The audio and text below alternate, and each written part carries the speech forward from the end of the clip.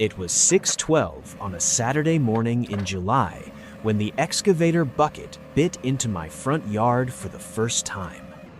The sound woke me before the sunlight did. Metal against stone, hydraulic whining, concrete cracking apart in long, tired sighs. By the time I stepped onto the porch, half awake and still wearing the gray thermal shirt I slept in after Clara died, there was already a trench running across 12 feet of my property. The grass I had spent 3 months trying to bring back was gone. The old lilac roots near the fence were ripped open. A black drainage pipe the width of a truck tire sat in the dirt like somebody's spine pulled out into daylight. And standing on the opposite side of the trench, with her arms folded, like she owned not only the neighborhood, but gravity itself, was Madison Reed. Madison Reed was 51 years old and looked like the kind of woman who had spent 20 years learning how to smile without warmth. Tall, thin, sharp shoulders, silver blonde hair cut into a precise chin-length bob that probably cost more than my monthly grocery bill. That morning, she was wearing a bright pink tailored pantsuit and white heels, entirely unsuited for standing beside an excavation trench in rural Michigan, which told you almost everything you needed to know about Madison Reed. She never expected dirt to touch her. Madison had moved into Willow Creek Estates 4 years earlier with her husband Oliver after selling a chain of boutique fitness studios in Chicago. People in the subdivision admired her because she organized charity galas, knew county commissioners by first name, and spoke with the polished confidence of someone accustomed to getting immediate results from other people. People outside the subdivision tended to describe her differently. My late wife Clara had once called her a woman permanently auditioning for a camera that isn't there. At the time, I thought Clara was exaggerating. By that Saturday morning, I had revised my opinion. One of the workers saw me first. "Sir," he said carefully. The excavator stopped moving. Madison turned her head slowly toward my porch. "Oh, good," she said. "You're awake." I walked down the porch steps and into the torn-up yard. The dirt was soft beneath my boots. Broken concrete blocks from my old drainage border had been shoved aside into piles like garbage. "Who told you to dig here?" I asked. Madison smiled faintly. The HOA approved a stormwater improvement project for Willow Creek Estates. "This is my property. It's an easement area adjacent to the runoff line." "No," I said. "It isn't." The workers looked uncomfortable immediately. Construction crews know the sound of a legal problem before lawyers do. I stopped beside the trench and looked down into it. Fresh clay, PVC couplings, commercial-grade drainage tubing, expensive work, not something thrown together overnight. That mattered, because it meant planning, permits, paperwork, or the absence of paperwork. Madison glanced toward the large, modern houses behind her. Willow Creek Estates sat uphill from my property. 36 luxury homes built around an artificial pond with imported stone walkways, decorative lanterns, and the kind of landscaping people install when they have never once maintained land with their own hands. The subdivision brochure called it modern lake country elegance. The county tax office called it $16 million of residential development sitting on unstable drainage patterns. I knew that because I used to inspect construction sites for Livingston County before Clara got sick. My name is Ethan Miller. I am 52 years old. I spent 19 years as a county building inspector before leaving the job in 2021 to take care of my wife while she died slowly from ovarian cancer. Cancer is expensive in ways nobody explains beforehand. Not only financially, though financially too. By the time Clara passed, we had sold her car, emptied our retirement savings, refinanced the house once, and borrowed against life insurance policies I had once believed existed for emergencies. Turns out, terminal illness is what emergencies look like in America. After the funeral, I sold the house outside Grand Rapids because I could no longer afford it. The little place on Willow Creek Lane was what remained possible. 2 bedrooms, a leaking roof, foundation cracks, peeling paint, 1/3 of an acre beside people who spent more on outdoor kitchens than I had left in savings altogether. But the house had quiet. And after hospitals, quiet becomes holy. I looked back at Madison. "Show me the county permit." Her expression changed slightly then. Not panic, annoyance, the kind rich people feel when someone unexpected slows them down. "The paperwork is being processed. You already started digging. The project was approved internally. By your HOA, I said, not by the county." One of the workers quietly stepped backward. "Smart man." Madison tilted her head. "Mr. Miller, with respect, your property has been an eyesore bordering our community for months now. This drainage project improves water management for everyone involved." I laughed once, not because it was funny, because Clara used to laugh exactly once before saying something she knew would hurt. "You dug a trench through my yard at 6 in the morning. It's barely a yard." There it was, the real sentence. The workers stared at the ground.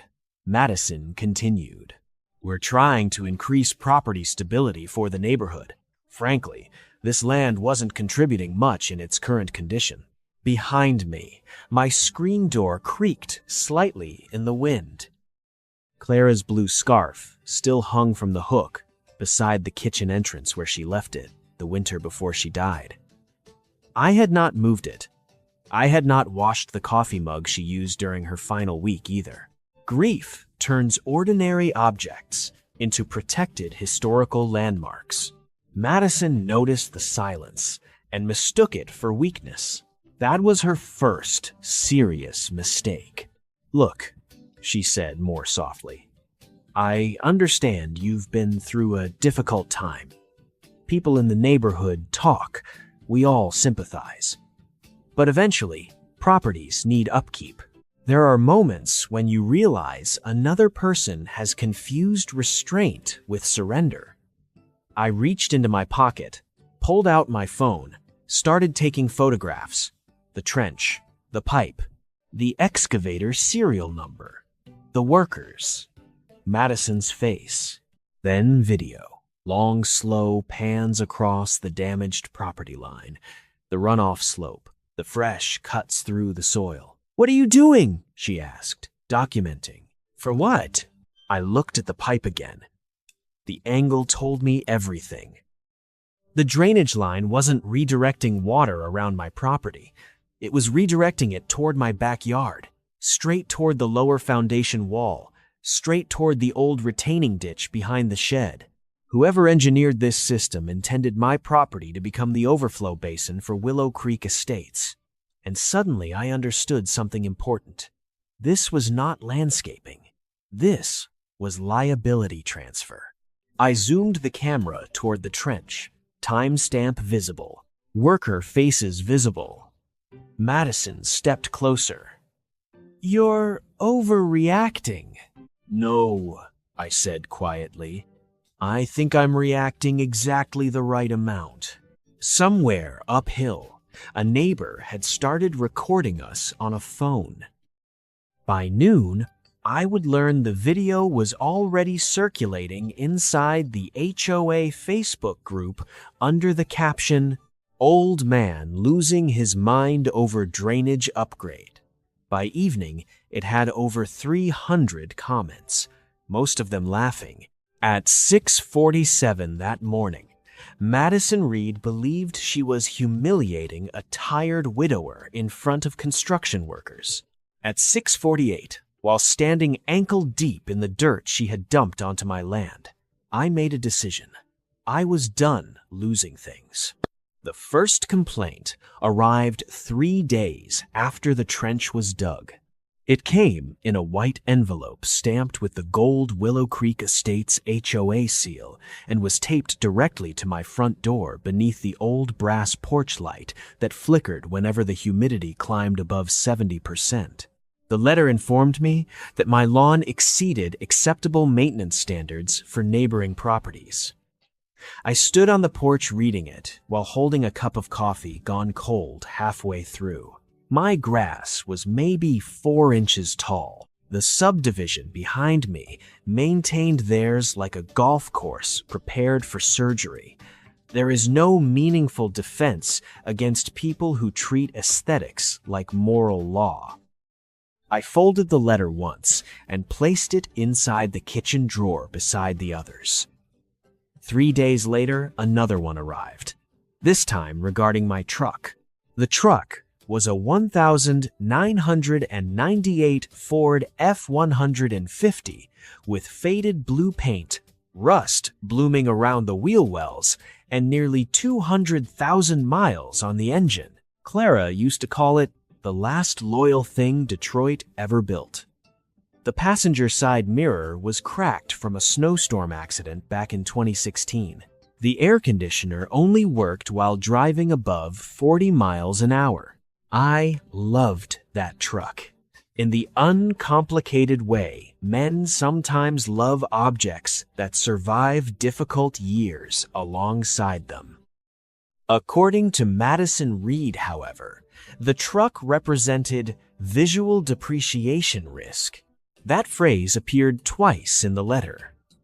The third complaint concerned noise from my circular saw while I repaired the porch railing. The fourth addressed peeling paint on the west side of the house. The fifth suggested that temporary grief-related neglect should not become a permanent burden on neighboring homeowners. That one made me laugh hard enough. I had to sit down. I started keeping them in chronological order. Date received, time stamp, photographs, envelope condition, postmark. Clara used to accuse me of organizing paperwork like evidence in a homicide investigation.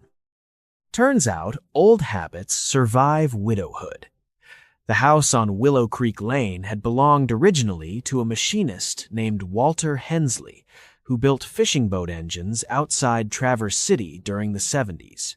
Walter died in the upstairs bedroom in 2004 at 83 years old, after refusing for 6 consecutive winters to leave Michigan for someplace warmer. The property changed hands 3 times after that. Each owner repaired less than the previous one. By the time I bought it, the porch leaned slightly eastward, and the attic smelled permanently of mildew, cedar dust, and old insulation. But it had solid bones. You learn to recognize that after enough years around structures. A house speaks through stress lines the way people speak through posture. This house was tired. Not dead. The subdivision disagreed. Willow Creek Estates sat behind a decorative stone entrance with iron lettering and imported maple trees lining the private road. At night, the houses glowed amber through oversized windows like luxury car advertisements. Most of the residents came from Chicago, Ann Arbor, or Detroit suburbs, where money buys distance from inconvenience. People there smiled politely in public and filed complaints privately. Madison Reed excelled at both. She had become HOA president within 8 months of moving into the subdivision, largely because nobody else wanted the position badly enough to weaponize it. She ran meetings with the efficiency of a corporate litigation attorney, despite never having practiced law herself. Residents admired her organization. Contractors feared her memory. She remembered every unpaid fee, every mailbox violation, every lawn dispute dating back 4 years. Control was not a preference for Madison. It was oxygen. Around the second week after the trench incident, I received my first county inspection visit. The inspector's name was Daniel Perez. Daniel was 34, broad-shouldered, heavily tattooed beneath his county-issued work shirt, and permanently exhausted in the specific way public employees become after years of dealing with unnecessary complaints from wealthy people. He had dark circles under both eyes and the careful speaking habits of a man accustomed to being recorded without consent. He stepped out of the county SUV holding a clipboard. "You Ethan Miller?" "I try to be." That earned a tired smile. "Complaint says your porch may be structurally unsafe. It survived 3 Michigan winters and 1 raccoon infestation. I'm optimistic." Daniel walked the perimeter quietly for 10 minutes, checked the support posts, tapped wood beams with a flashlight. Finally, he sighed and closed the clipboard. "Your porch is ugly," he said. "Fair, but it's legal. Also fair." He lowered his voice slightly. "You got somebody in that HOA who really doesn't like you." I had noticed. Before leaving, Daniel glanced toward the subdivision uphill. "You'd be amazed what rich people call emergencies." After he drove away, I sat alone on the porch until sunset, watching mosquitoes drift through the humid evening air. Clara's scarf still hung beside the kitchen door, moving slightly whenever the wind crossed through the screen panels. I kept expecting myself to take it down eventually. Grief is strange that way. You begin by preserving things intentionally. Then, one day, you realize you've built an entire museum without deciding to. My son Noah called that night around 9. Noah Miller was 26 years old and carried anger the same way some men carry pocket knives.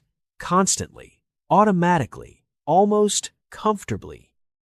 He worked outside Detroit, rebuilding transmissions at a diesel repair garage, and had inherited Clara's dark hair and my unfortunate tendency to go silent during arguments. Since Clara died, silence had become our primary language. "You still fighting with the HOA psychos?" he asked. "They're doing most of the fighting. You should sell that place." "I just bought it." "Exactly." I could hear impact wrenches in the background from the garage. Noah worked late because late shifts paid more. "Dad," he said carefully, "Mom's gone. You don't gotta punish yourself forever.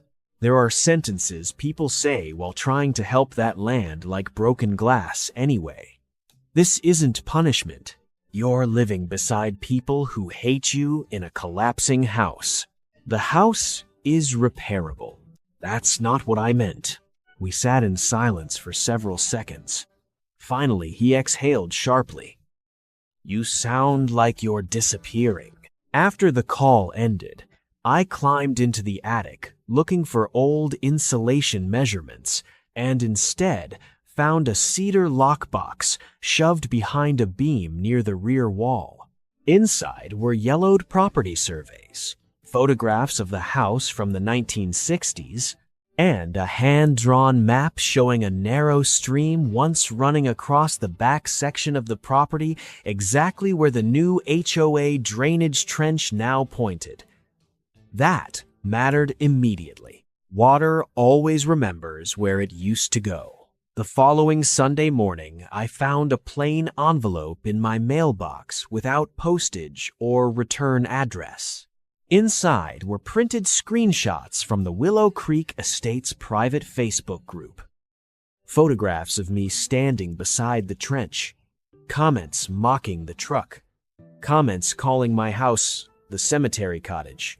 One comment from Madison herself read, "Some people confuse neglect with authenticity." Attached to the screenshots was a handwritten note. "Not everyone here agrees with her. G.W." 3 houses uphill from mine, an elderly woman stood watering flowers beside a stone walkway. Grace Whitman, 72 years old. Small frame. Silver hair braided neatly behind her head.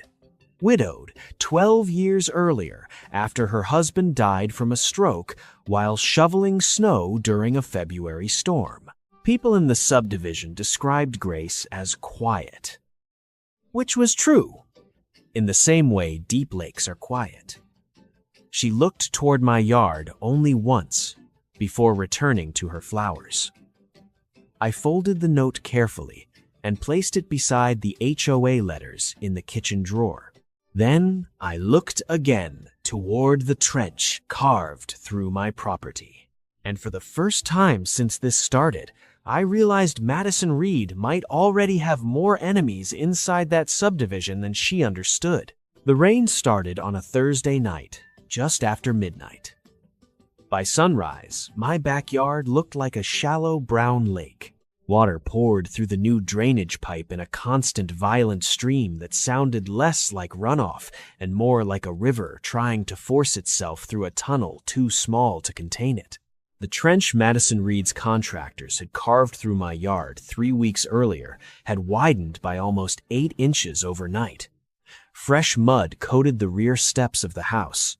The lower section of fence near the shed leaned at an angle I did not remember seeing before. And Clara's flower beds were gone. Not damaged.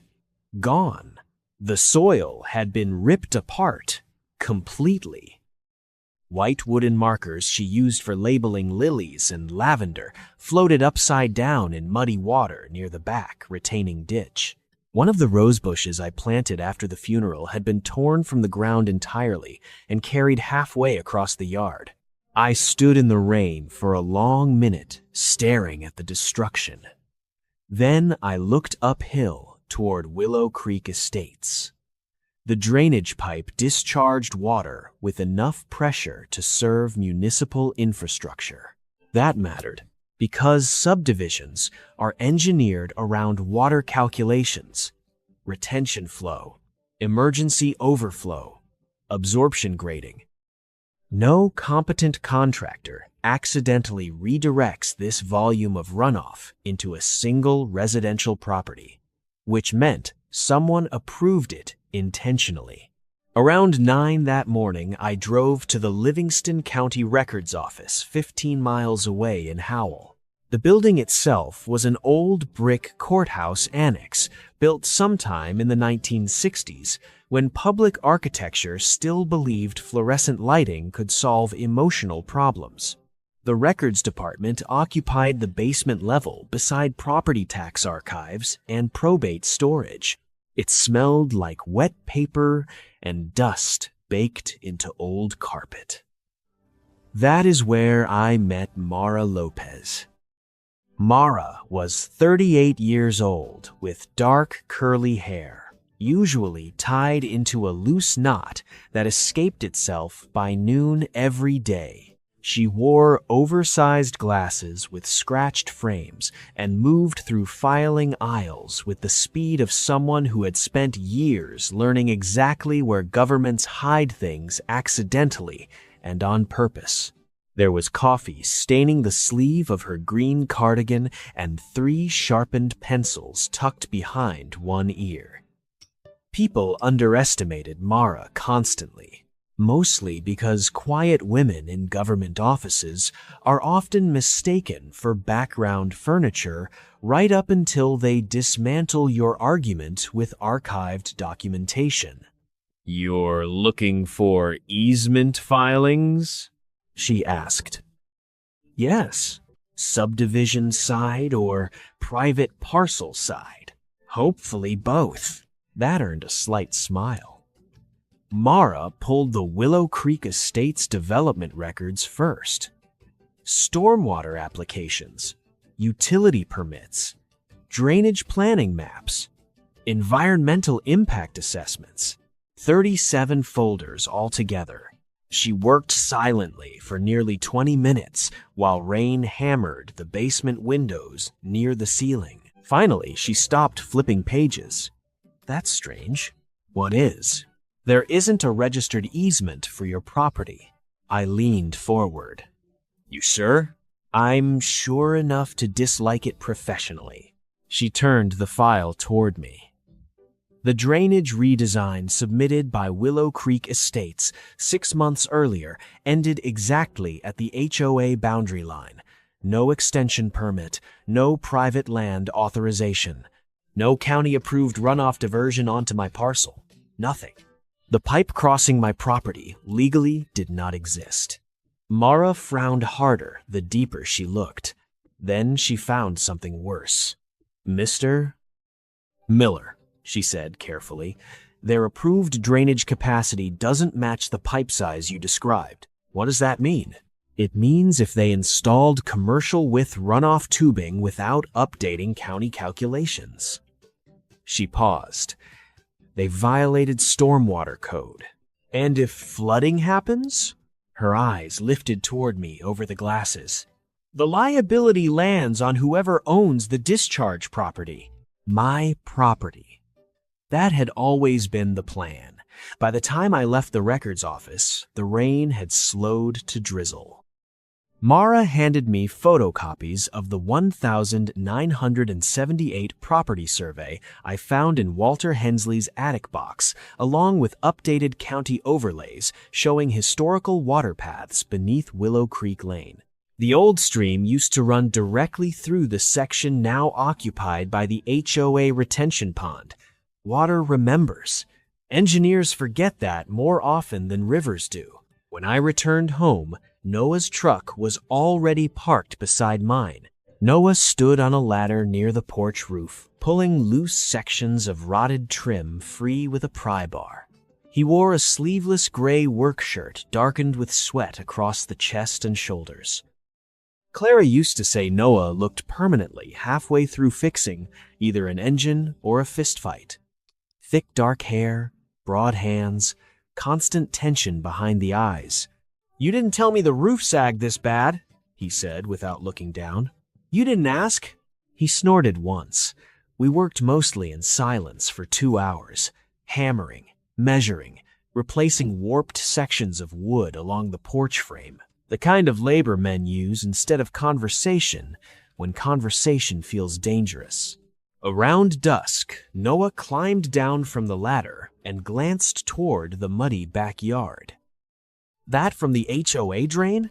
"Yep." "You gonna sue them?" "With what money? You used to tell me that if people walk over you once, they'll keep doing it." "I also used to think your mother was gonna outlive both of us."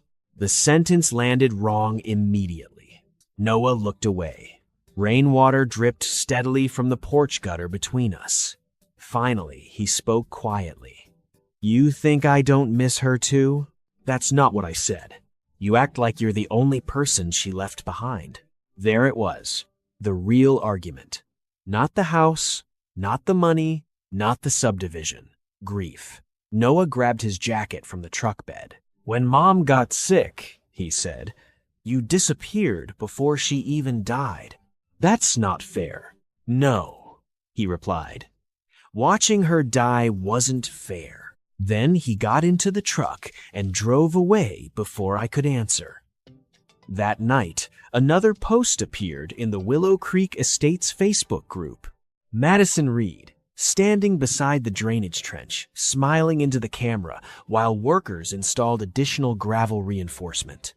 Caption: improving community infrastructure despite resistance from certain neighbors. By midnight, the post had nearly 400 reactions. At 12:14 a.m., my phone buzzed once. A text from an unknown number. You need to keep copies of everything. She's getting careless now. Grace Whitman. I looked out the kitchen window toward the dark hill where Willow Creek Estates sat glowing softly above the rain-soaked trees. Then I looked back toward the flooded yard, and for the first time since Clara died, I felt something stronger than grief settling quietly into place. Direction. By the second week of September, my house no longer looked abandoned. It still looked old. But old and abandoned are different conditions entirely. I repainted the porch first.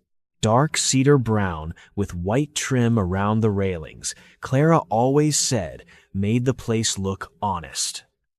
I replaced 3 cracked support boards beneath the east side steps and rebuilt the flower beds destroyed by the flooding. The greenhouse frame went up beside the shed one cool Saturday morning using salvaged windows I bought cheap from a demolition yard outside Brighton.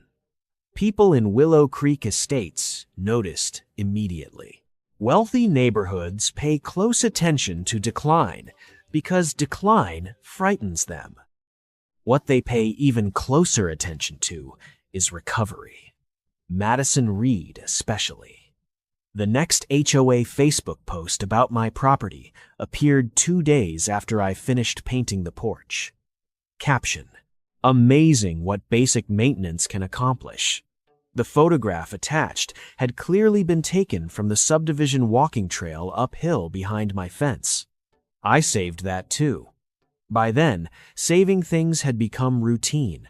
Receipts, drainage measurements, screenshots, timestamps. I bought a used drone online from a retired surveyor named Hal Bennett who lived 40 minutes north near Fenton Lake. Hal was 68 years old, with nicotine-yellowed fingers and the permanently squinting eyes of a man who had spent decades outdoors reading land elevations under bad sunlight. He sold me the drone for half price after hearing why I needed it. Water disputes ruin neighbors faster than adultery, he told me while loading the carrying case into my truck. He turned out to be correct. The drone footage showed the full runoff pattern from Willow Creek Estates into my property during rainfall. The retention pond overflowed directly into the illegally widened trench beside my fence.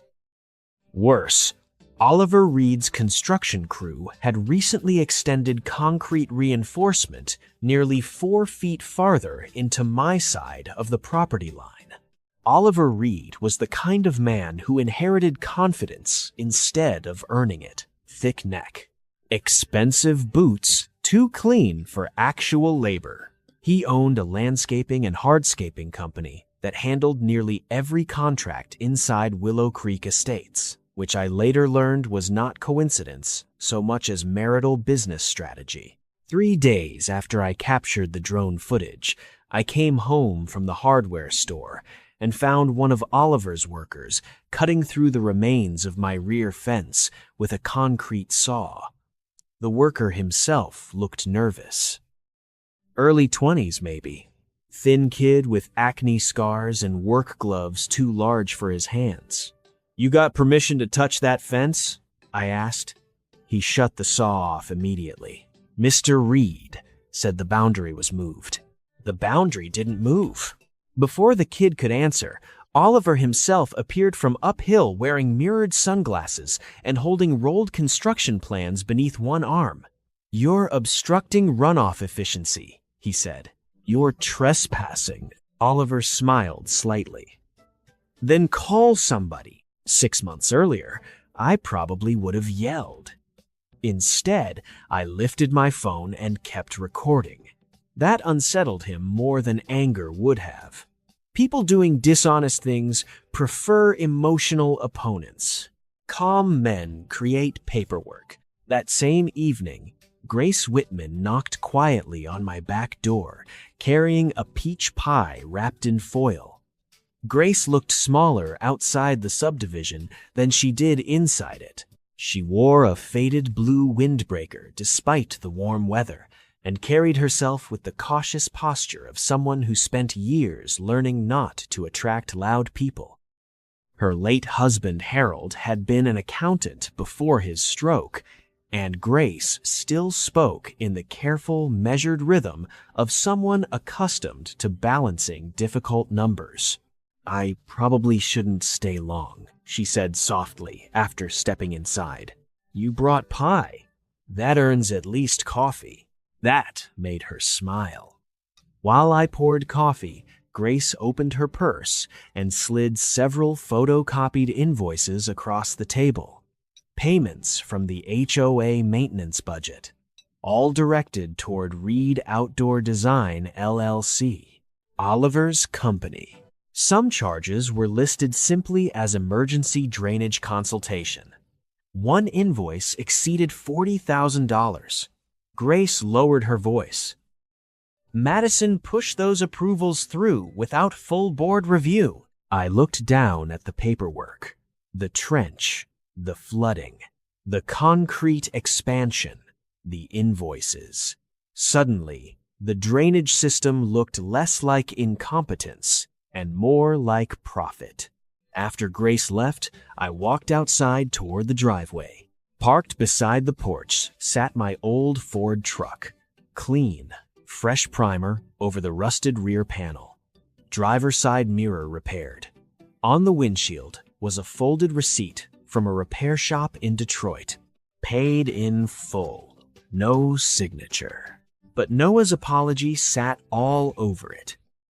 I stood there for a long while looking at the truck beneath the porch light while rain clouds gathered again over Willow Creek Estates uphill. And for the first time since Madison Reed dug into my property, I realized something important. She still thought this was a fight about appearances. It wasn't. Not anymore. The storm hit Michigan on a Tuesday night in late October with the kind of violence weather forecasters describe calmly because they are safely indoors while saying it. By 11:40 p.m., wind gusts were bending trees sideways across Willow Creek Lane. Rain hammered the roof hard enough to drown out television noise completely. The power flickered twice in under 10 minutes. Somewhere uphill, transformers cracked like distant gunshots. I was standing in the greenhouse securing window latches when the drainage pipe failed. I heard it before I saw it. A deep, hollow cracking sound beneath the ground, followed by rushing water loud enough to vibrate through the soil itself. Then came the collapse. Part of the concrete reinforcement Oliver Reed's crew had poured along the trench gave way under the pressure. Water exploded sideways through the broken section and surged downhill directly into Willow Creek Estates instead of through the controlled runoff channel. Within 20 minutes, the subdivision looked like a flooded construction site. Landscape walls collapsed. Stone walkways vanished under brown water. Several lower-level basements filled almost immediately because the retention pond overflow system backed into the neighborhood's storm drains instead of away from them. I stood beneath my porch awning, watching emergency lights flicker uphill through sheets of rain. Then my phone started ringing. 3 calls in 10 minutes. Unknown numbers. The fourth was Madison Reed. I answered on speaker. "What did you do?" she demanded immediately. Her voice sounded different. Sharper, frantic beneath the usual polished control. "I'm standing on my porch," I said. "Our drainage system collapsed. Seems like an engineering problem. You sabotaged the runoff path." No, I replied quietly. You built it illegally. Silence. Then she hung up. By morning, photographs of flooded basements inside Willow Creek Estates were everywhere online. Expensive furniture floating in muddy water has a way of accelerating community outrage. Madison attempted damage control immediately through the HOA Facebook page. Extreme weather conditions combined with neighboring property neglect contributed to unforeseen runoff complications. Neighboring property neglect, meaning me. That lasted approximately 4 hours. At noon, the HOA held an emergency meeting inside the Willow Creek clubhouse overlooking the retention pond, now filled with broken branches and floating patio furniture. I attended carrying a banker's box full of documents, drone footage, county maps, invoices, drainage calculations, screenshots, permit records. Madison Reed stood at the front of the room wearing a cream-colored blazer, despite looking like she had not slept in 24 hours. Her makeup hid most of the exhaustion, but not the panic around her eyes. Beside her sat Oliver with both arms folded tightly across his chest. Nearly every chair in the clubhouse was occupied. Wet shoes, angry homeowners, insurance adjusters. A crying woman near the back whose finished basement theater room had flooded completely. Then Grace Whitman stood up. The room quieted immediately. Grace had lived in Willow Creek Estates longer than almost anyone there. People trusted her because she never raised her voice and never spoke carelessly. Widows who survive long grief develop a certain authority around emotional chaos. Grace held several folders against her chest. I believe the board should see these before anyone speaks further, she said calmly.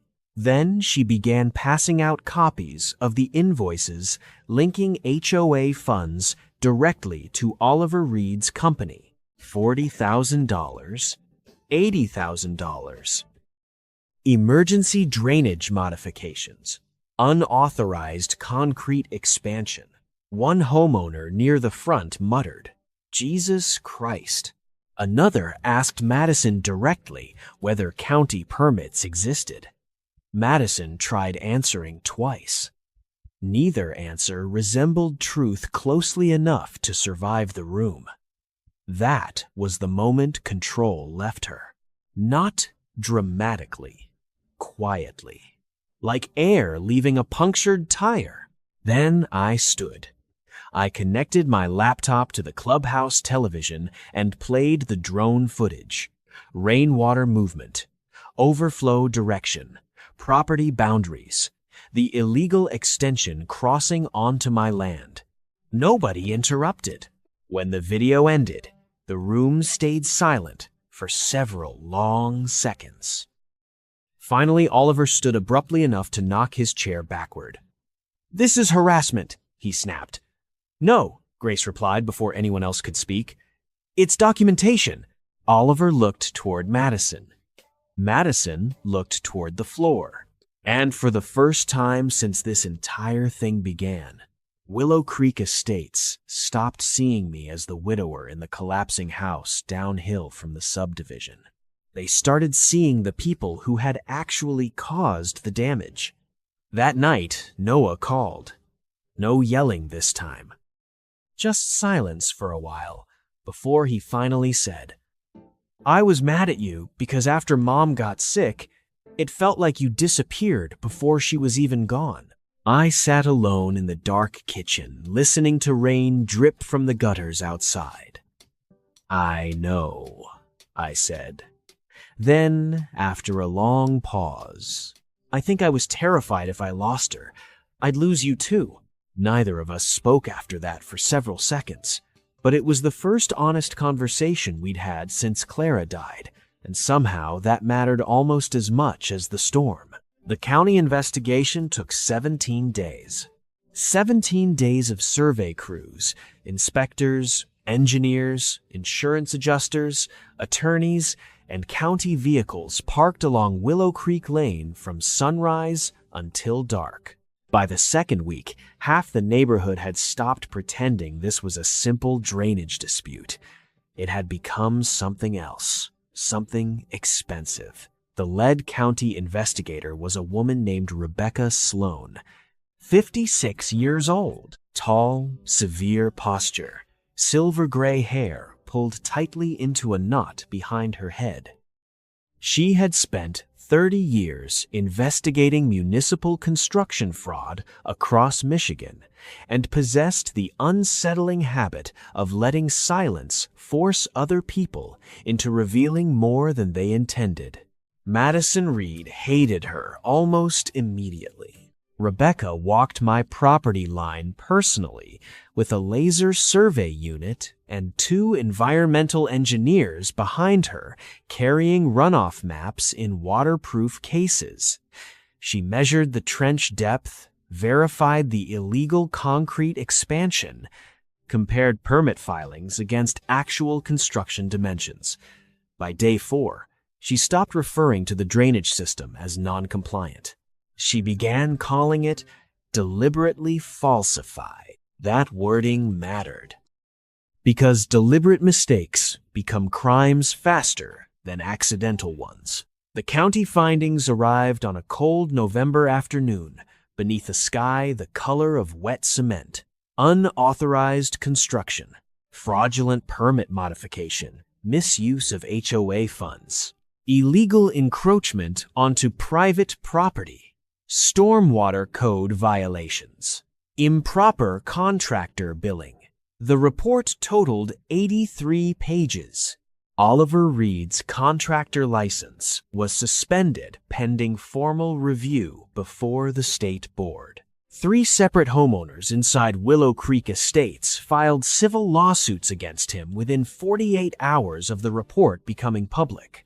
Madison lasted exactly 1 emergency board meeting after that. She resigned at 8:17 p.m. on a Thursday night in front of 32 angry homeowners and 1 local newspaper reporter taking notes near the back wall. Nobody tried to stop her. Oliver left beside her, carrying 2 cardboard boxes filled with HOA records. He looked older suddenly, smaller too. Men built entirely from confidence tend to collapse quickly once people stop believing them. The next morning, crews arrived to dismantle the illegal drainage extension crossing my property. I watched from the porch while excavators removed concrete sections Oliver's company had poured barely 2 months earlier. The same workers who once avoided eye contact with me now nodded politely whenever they passed the driveway. Funny how legality changes manners. Grace Whitman became interim HOA president 3 days later by unanimous vote. She accepted reluctantly. "I'm too old for politics," she told me while standing beside the partially restored trench. Grace wore her late husband Harold's old wool coat, despite sleeves slightly too long for her arms. The coat smelled faintly of cedar and pipe tobacco whenever cold wind caught the fabric. "You're not political," I replied. "That's probably why they trust me." She smiled softly at that. The county approved a redesigned drainage proposal shortly afterward under 1 condition. The original natural creek behind my property had to be restored as the primary runoff channel, exactly as shown in the 1978 land survey Mara Lopez recovered. That part mattered to me more than the settlement money did. The HOA agreed to fund the creek restoration, repair my damaged land, replace the fencing, and finance improvements to the public lakeside park near Willow Creek Road. Every contract would now require independent county oversight. Transparent, permitted, legal, the way it should have been from the beginning. I signed the easement agreement on a Friday afternoon at the county office. Rebecca Sloan watched me initial the final page. "You could have buried them completely," she said. Maybe. Why didn't you? I thought about Clara then, about hospitals, about exhaustion, about how easy bitterness becomes after loss. Because I wanted my land back, I said, not their destruction.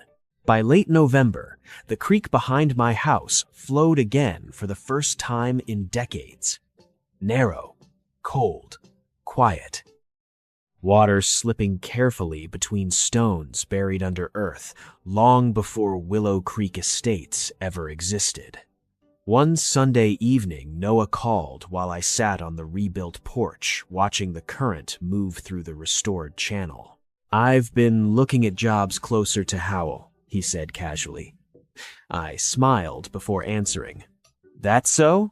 Maybe somebody ought to keep an eye on you. Across the hill, lights from Willow Creek Estates glowed warmly through the trees. Families moved inside expensive kitchens and repaired living rooms while water traveled legally downhill for the first time since Madison Reed decided she could redesign gravity with HOA money. And sitting there beneath the porch light Clara picked out 12 years earlier, I realized something quietly important. After all this time, this place no longer felt like where I ended up after losing everything. It finally felt like home. Sometimes, life is not about winning loudly. It is about protecting what matters, staying patient, and rebuilding peacefully after loss. Ethan did not fight for revenge. He fought for his home, his memories, and his right to live with dignity. If this story touched you, share where you are watching from and leave an amen in the comments. May God bless everyone reading this with peace, strength, and better days ahead. And if you enjoy stories like this, don't forget to subscribe for more next week.